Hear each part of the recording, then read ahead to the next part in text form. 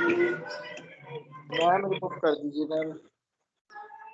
Yes, remove कर दीजिए ma'am, फिर से ज्वाइन कर लेगी। मोबाइल में छोड़ दिया होगा। somebody inform her, कोई इन्फॉर्म कर दो उसको।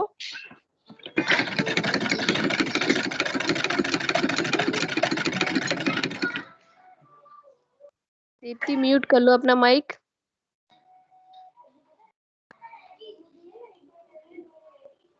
मैम फोन उसके पास होगा तब तो म्यूट कर लेगी। ओके, हाँ कर लिया है, फाइन। यस मैम कर ली। Okay, so we will start with the blood clotting factors. तो basically blood क्या करता है? The blood flows through the blood vessel to deliver the needed oxygen and nutrient to the different part of the cell in the body. Blood क्या करता है? हमारे blood vessel में जितना required ऑक्सीजन है हमारे बॉडी के डिफरेंट पार्ट्स को, सेल को, टिश्यू को और न्यूट्रिएंट्स को का रिक्वायरमेंट है, उसको क्या करता है? सप्लाई करता है। ठीक है, different part, different cell in the body में। जो हमारा ब्लड क्लॉटिंग का जो प्रोसेस होता है, ठीक है, the blood clotting process is termed as coagulation. Blood clotting process जो होता है ना, उसको क्या कहते हैं? कोआगुलेशन कहते हैं। COAGULATION। So basically what coagulation is, I think already हमने ये कोआगुलेशन को डिफाइन किया हुआ है। अगेन आई एम डिफाइनिंग, जो नोट्स मैंने आपको प्रोवाइड किए उसमें भी कोआगुलेशन डिफाइन किया हुआ है। ठीक है, तो आइदर वो वाला भी आप डेफिनेशन ले सकते हो, फॉलो अप कर सकते हो, और you can write down this one also. The blood, I will send the notes for this also. ठीक है, इसका नोट्स भी मैं आपको बाद में सेंड कर दूंगी। तो द ब्लड क्लॉटिंग प्रोसेस और coagulation is an important process that prevent excessive bleeding in case the blood vessels become injured. ठीक है, किसी भी तरह क्या करता है ये, अगर इन केस अगर ब्लड वेसल इंजर हो चुके हैं तो एक्सेसिव ब्लड लॉस से प्रिवेंट करता है, राइट? अगर ब्लड क्लॉटिंग होगा ही नहीं तो हमारे बॉडी से ब्लड तो पूरा ही निकल जाएगा।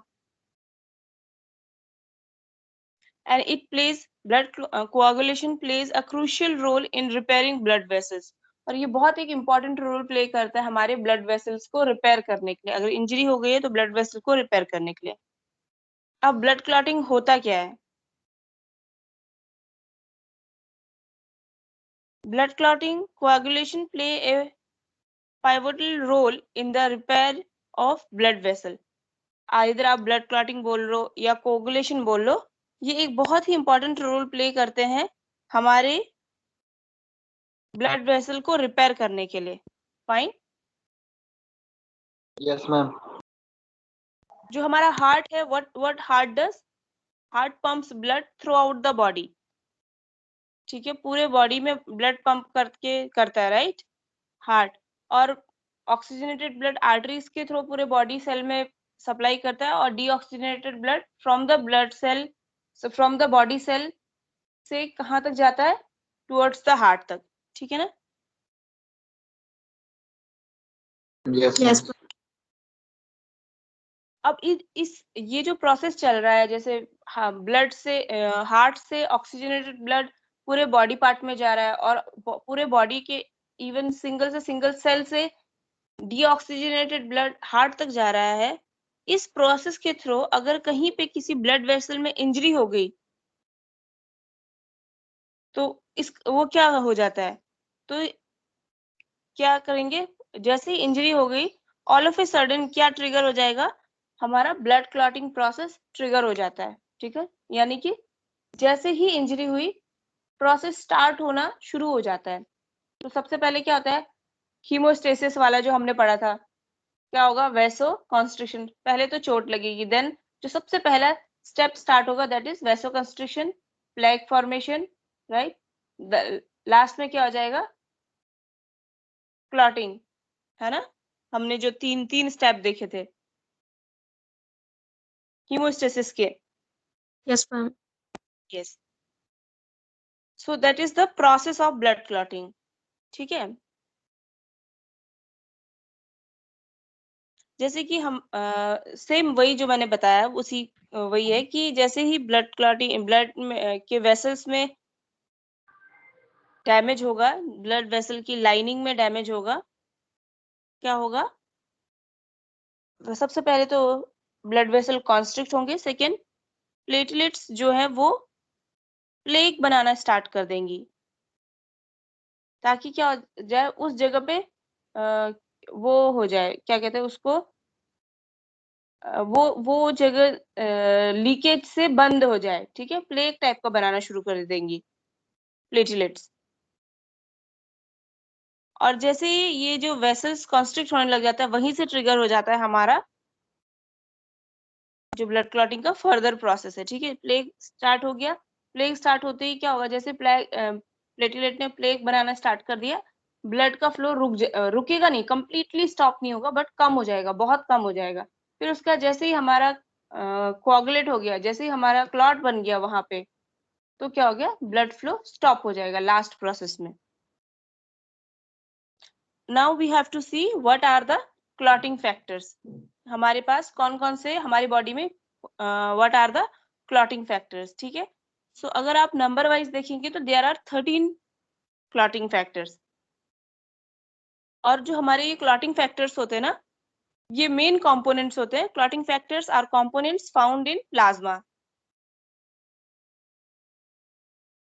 ठीक है, ये हमारे कहाँ पे मिलता है, ब्लड प्लाज्मा में क्लॉटिंग फैक्टर्स मिलते हैं। ठीक है, which are linked for the blood clotting process. तो ये ब्लड क्लॉटिंग फैक्टर्स किस चीज के लिए रेस्पॉन्सिबल है, ब्लड क्लॉटिंग प्रोसेस के लिए। और कहाँ मिलते हैं, प्लाज्मा में मिलते हैं। ठीक है, these factors are named and numbered based on their discovery through they are total 13 in number. ठीक है, तो इनका नंबर कितना है, 13 नंबर में है, 13 है ये नंबर में।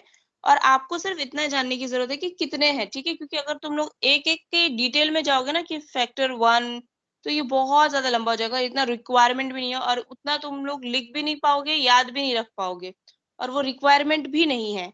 तो जस्ट गो, इतना याद रखना है कि कितने फैक्टर्स हैं। तो ऐसे अगर आप जस्ट आप ऐसे नहीं लिख सकते, जैसे अगर इन केस, वैसे तो इस तरह मतलब हमारे उसमें ऐसा क्वेश्चन आने का इतना चांसेस कम कम है, बिकॉज हमारे पास already for nursing students blood से बहुत सारे क्वेश्चंस बनते हैं। ठीक है, जो कि बहुत ज्यादा इंपॉर्टेंट है। ये वाला जो आता है वो ब्लड टेस्ट से रिलेटेड आता है, तो ब्लड टेस्ट से related as I have already explain, थोड़ा पैरामेडिकल वालों के लिए इंपॉर्टेंट होता है। बट फिर भी इन केस अगर आ गया तो आपको एटलीस्ट पता होना चाहिए कि आप जस्ट ऐसे लिख के नहीं आओगे कि 13 ब्लड क्लॉटिंग फैक्टर्स है, फैक्टर 1, फैक्टर 2, फैक्टर 3, फैक्टर 4 ऐसे लिख करके नहीं आ जाना है। फैक्टर 1 फैक्टर ऐसे करके 13 तक फैक्टर्स लिखोगे, उसके साथ साथ में आप एडजेसेंट उस, जैसे फैक्टर 1 का क्या नाम है, फैक्टर 2 का क्या नाम है, ये आपको पता होना चाहिए। ठीक है, this much only we will see. हमारे लिए इतना ही रिक्वायरमेंट है और हम इतना ही देखेंगे, और ये इतना मगर याद कर लेना है आपने। ठीक है, रट लेना है तुम लोगों ने।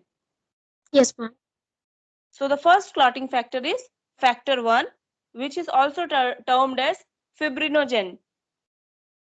ठीक है, जो क्लॉटिंग फैक्टर 1 है, फैक्टर 1, उसको फिब्रिनोजेन बोलते हैं, FIBRINOGEN, fibrinogen. Fine. Second is factor 2, factor 2 is prothrombin, factor 2 is prothrombin, PROTHROMBIN, prothrombin. Factor 3 tissue thromboplastin और टिश्यू फैक्टर। जो फैक्टर 3 है उसको आइदर टिश्यू थ्रोम्बोप्लास्टिन बोलते हैं और टिश्यू फैक्टर बोलते हैं। ठीक है, तो टिश्यू थ्रोम्बोप्लास्टिन का स्पेलिंग मैं बता रही हूँ, THROMBOPLASTIN,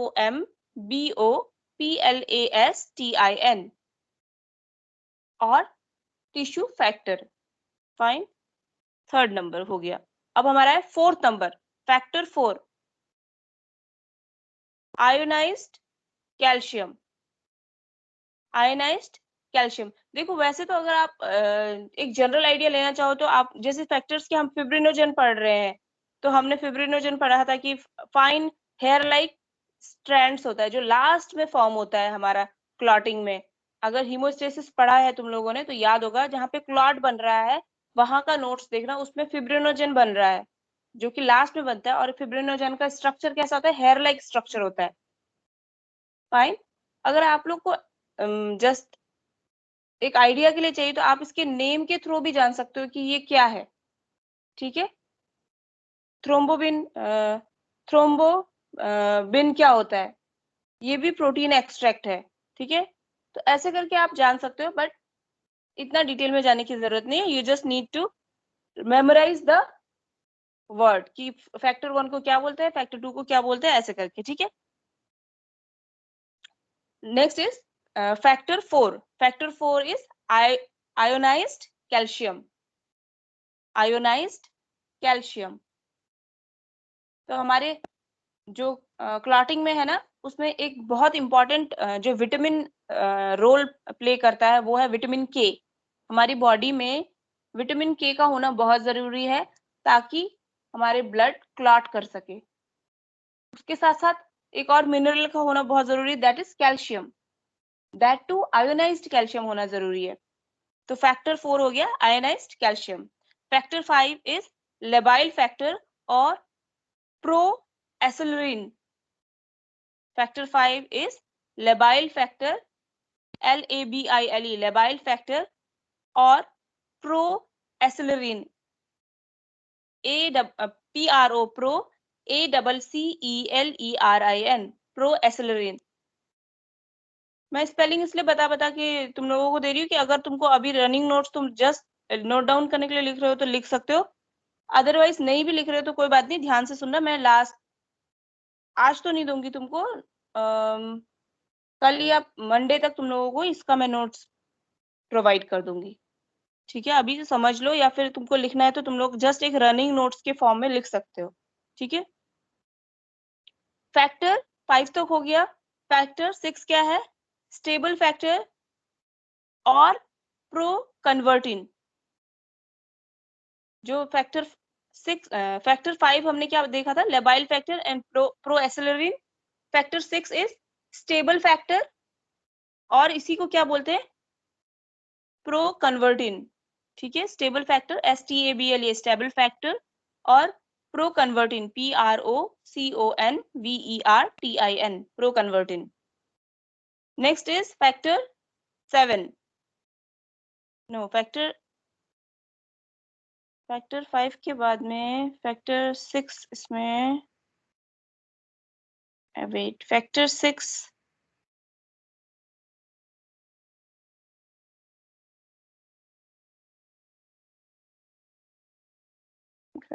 इसमें नहीं दिया हुआ है। एनीवेज,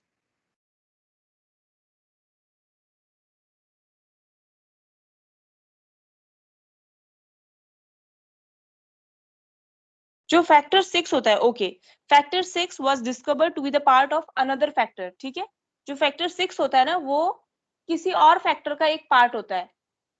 ओके, सो इसीलिए उसका एक पर्टिकुलर नाम नहीं दिया हुआ है। Either write down just factor 6 और just you have to write down factor 6 because that is working along with some another factor, किसी और फैक्टर का पार्ट है वो। फाइन, फैक्टर 7 क्या हो गया, स्टेबल फैक्टर एंड को pro convertin.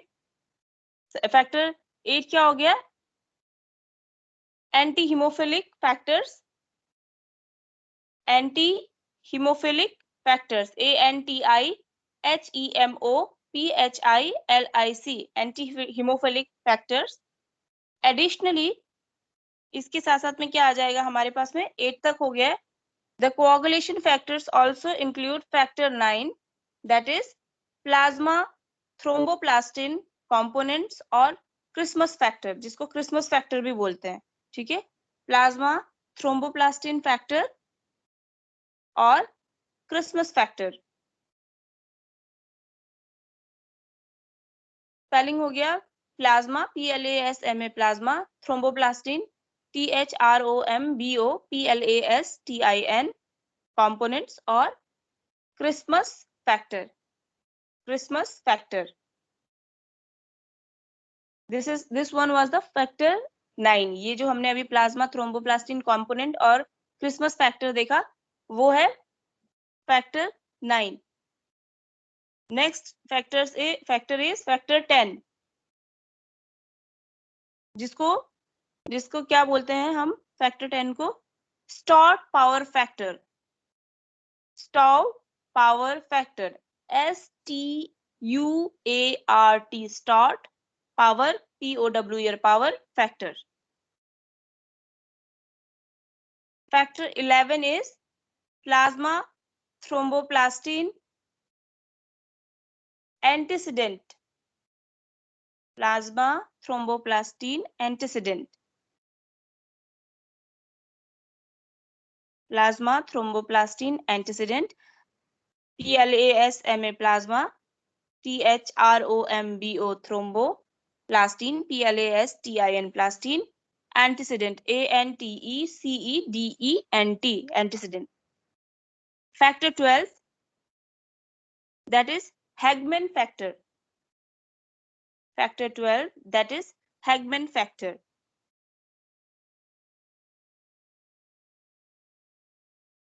And the last one is factor 13।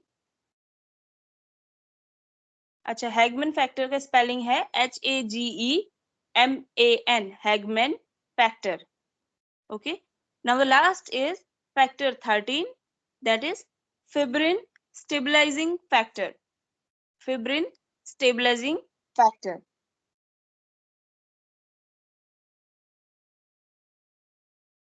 Okay,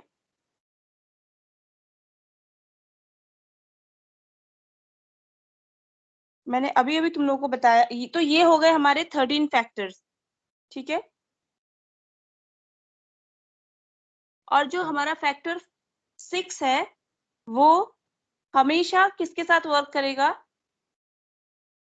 that will work along with another factors। जितने भी फैक्टर्स है ना, जैसे हमने 1 से लेकर के 13 तक पढ़ा, उसके साथ में मिलके काम करता है। अब इंडिविजुअली वो कुछ नहीं कर पाता है जो फैक्टर 6 है, और उसका कोई और ऑल्टरनेटिव नेम नहीं है। ओके, बट देयर इज, आपको फैक्टर 6 भी होता है एक, ठीक है, उसका कोई ऑल्टरनेटिव नेम नहीं है। और जो फैक्टर 6 है always work along with the another factors, जितने भी दूसरे फैक्टर्स है ना उसके साथ वर्क करता है, ठीक है, फैक्टर 6। तो सबसे ज्यादा इंपॉर्टेंट देखो, ये सारे फैक्टर्स तभी वर्क करेंगे जब हमारे लिवर में, लिवर क्या करेगा, विटामिन के को यूज करेगा ब्लड क्लॉट करने के लिए। फाइन, तो विटामिन के हमको कहाँ से मिलता है, वेजिटेबल सोर्स से मिल सकता है, दैट इज प्लांट सोर्स, ठीक है, या एनिमल सोर्स से मिलता है, ठीक है। इसीलिए आप ध्यान दो, अगर तुम लोगों ने वैक्सीनेशन चार्ट तुम लोगों का अगर हो गया तो तुम लोगों ने ध्यान दिया होगा, वैक्सीनेशन चार्ट तुम लोगों ने पढ़ लिया है? No, ma'am. अच्छा ठीक है, कोई बात नहीं, आगे आप लोग पढ़ोगे जब आपका चाइल्ड हेल्थ नर्सिंग आएगा ना, आई गेस सेकेंड ईयर में आएगा, तो आप पढ़ोगे वैक्सीनेशन चार्ट। उसमें आपको एक विटामिन के का इंजेक्शन भी लगता है बेबी को, न्यूबॉर्न बेबी को, ठीक है। क्यों लगता है, जैसे हम एडल्ट है तो हमारी बॉडी विटामिन के खुद ही सिंथेसिस करती है, कैसे करती है, प्लांट, हम सब्जी खा रहे हैं, फ्रूट्स खा रहे हैं ना, प्लांट सोर्स से हम न्यूट्रिएंट्स ले रहे हैं तो उसके फॉर्म में भी मिल जाता है। और अगर एनिमल, नॉन वेजिटेरियन है तो हम एनिमल सोर्स से प्रोटीन लेते हैं या फिर विटामिन लेते हैं, मिनरल्स लेते हैं, तो उधर से हमको विटामिन के मिल जाता है। बट जो न्यूबॉर्न बेबी होता है वो सिर्फ क्या, सॉरी, उसको क्या कंज्यूम करना अलाउ होता है, ओनली मदर्स मिल्क ना। वो बेबी क्या है, जब एकदम न्यूली बॉर्न बेबी है, वो क्या होता है, डिपेंडेंट होता है अपनी मदर के मिल्क में, उसके अलावा वो कोई चीज नहीं ले सकता। और जो मदर के मिल्क में होता है ना, विटामिन के अवेलेबल नहीं होता है, और जो हमारी बॉडी है वो खुद से विटामिन के नहीं बनाती है, ठीक है, अनटिल एंड अनलेस हमको बाहर से चाहिए विटामिन के, मतलब हमको प्लांट अगर कुछ हमारे अंदर घुसेगा तब उससे हम निकालेंगे विटामिन के, ठीक है। और वो एडल्ट बॉडी में हो सकता है बट बच्चे के बॉडी में नहीं हो सकता है। तो इसी वजह से जैसे बच्चे का बॉर्न होता है ना, बेबी न्यूबॉर्न बेबी को विटामिन के का भी इंजेक्शन लगता है, ठीक है। कि इनकेस अगर कहीं इंजरी हो गई, कुछ हो गया, तो कई बार जब तक ये चीज नहीं लगती थी, विटामिन के का इंजेक्शन नहीं लगता था पहले के टाइम तक, तो क्या होता था कई बार बच्चे को अगर इंजरी हो गई तो उसका ब्लड क्लॉट नहीं हो पाता था, ठीक है, क्योंकि बाकी फैक्टर्स एक्सेलरेट ही नहीं हो रहे ना, वो मतलब वर्क ही नहीं कर रहे हैं। जैसे फैक्टर 2 है, फैक्टर 7, फैक्टर 9, फैक्टर 10, ये सब तभी वर्क करते हैं।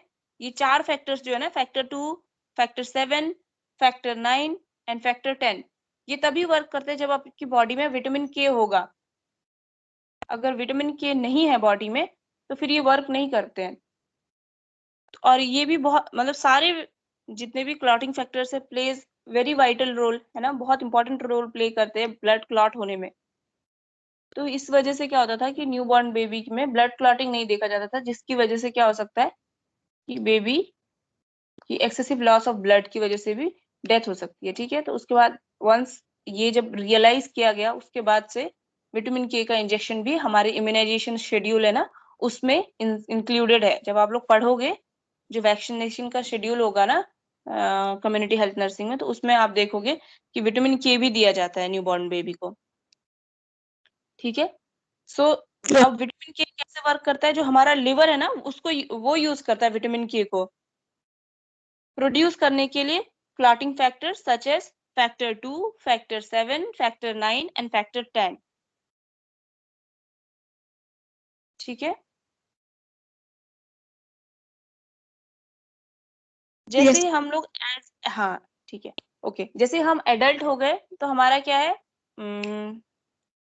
एडल्ट हो गए या फिर जैसे ही बेबी ने मील कंज्यूम करना शुरू कर दिया, तो क्या होता है कि हमारा डाइजेस्टिव सिस्टम फिर नेचुरली विटामिन के प्रोड्यूस करने लग जाता है। कैसे करता है, जो न्यूट्रिएंट्स लिया है बॉडी में, जो भी न्यूट्रिएंट्स गया है उसमें से क्या करने लग जाता है, वो विटामिन के को भी एब्जॉर्ब करना शुरू कर देता है, ठीक है। तो in later part of our life, जब हम बच्चे नहीं रहे हैं, मतलब इन्फेंट नहीं रहे हैं, छोटे से बच्चे नहीं रहे हैं, तब उसके बाद क्या होता है कि हमारा डाइजेस्टिव सिस्टम ही एब्जॉर्ब करना स्टार्ट कर देता है, ठीक है, विटामिन के को। उसके बाद आपको डोज की जरूरत नहीं है, but for newborn baby it is must. अब क्लॉटिंग प्रोसेस क्या होता है, क्लॉटिंग प्रोसेस मगर हम लोग पढ़ चुके हैं ऑलरेडी, तो वो हमको पढ़ने की जरूरत नहीं है। दैट इज क्या था हमारा, clotting process is termed as haemostasis, which we have already discussed, है ना, हमने ऑलरेडी पढ़ा हुआ है हीमोस्टेसिस। Yes, ma'am. तो जैसे ही क्या होगा, इंजरी हुई, तो फर्स्ट में इंजरी होना पड़ेगा, ठीक है। इंजरी होते ही एक्टिवेट होना स्टार्ट हो गया क्लॉटिंग फैक्टर्स के लिए, क्या हो जाएगा, एक्टिविटी स्टार्ट हो जाएगी, ठीक है, एक्टिवेट हो जाएगा। The first phase of blood clotting process is injury और when a blood vessels become damage, किसी भी फॉर्म में ब्लड वेसल डैमेज होना चाहिए तो एकदम से एक्सेलरेट होना स्टार्ट हो जाएगा। और क्या होगा, फर्स्ट जो स्टेप होगा वो होगा ब्लड वेसल कॉन्स्ट्रिक्शन का, ताकि ब्लड फ्लो थोड़ा कम हो। देन जो हमारे प्लाज्मा है वो क्या करने लगेगा, प्लाज्मा में क्या प्रेजेंट होता है, प्लेटलेट्स होते हैं, राइट। तो वो क्या करेंगे, प्लेग बनाना स्टार्ट कर देंगे, ठीक है, जिसकी वजह से ब्लड का जो अमाउंट है वो बहुत कम हो जाएगा, फ्लो होने का अमाउंट, ब्लड वेस्ट होने का। और लास्ट में क्या हो जाएगा, फिब्रिन क्लोट फॉर्म हो जाएगा, राइट। लास्ट में फिब्रिन क्लोट फॉर्म हो जाता है, जो कि कैसा होता है, हेयर लाइक स्ट्रक्चर्स हो जैसा होता है। अगर आप माइक्रोस्कोपिकली देखो उसको तो हेयर लाइक मेस्ट जैसा लगेगा, ऐसा लगेगा जैसे बालों का कोई जाली टाइप का बना के रखा हो, इतने पतले पतले स्टैंड से जाली बनाया हो, ठीक है। तो that is termed as clot और फिब्रिन क्लॉट, यस मैम। ठीक है ना। तो दिस वाज ऑल अबाउट आपका ये जो है ना ब्लड क्लॉटिंग फैक्टर्स, ये हो गया ब्लड क्लॉटिंग फैक्टर, इतना ही है ब्लड क्लॉटिंग फैक्टर हमारा। Okay ma'am. तो बेसिकली आपको क्या करना है ब्लड क्लॉटिंग फैक्टर के लिए, याद कर लेना सारे जो उसका ऑल्टरनेटिव नेम है ना, फैक्टर्स 1 2 फैक्टर 1 फैक्टर 2, ऐसे तो हमको याद करने की जरूरत ही नहीं है, तो हम ऐसे भी लिख सकते हैं, नंबर तो पता है तो लिख देंगे। बट अगर ऐसे लिखोगे तो अगर इन केस पूछा हुआ है तो राइट डाउन और लिस्ट डाउन ऐसे ही क्वेश्चन आएगा, ठीक है। अगर आया है तो उस जिसका प्रोबेबिलिटी कम है, फिर भी अगर आ गया इन केस, तो फिर आपको एटलीस्ट उसका नाम पता होना चाहिए कि कौन सा फैक्टर क्या है, कौन सा फैक्टर क्या है, ठीक है। Okay, ma'am.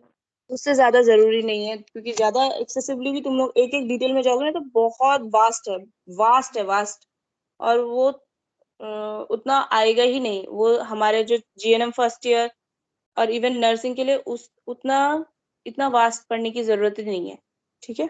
जितना जरूरत है, रिक्वायरमेंट है, उतना हो चुका है। और अभी अटेंडेंस ले लेते हैं। एक्चुअली आज मेरा वो था, मतलब क्लास नहीं था मेरा आज ना तुम लोगों के साथ में, फिर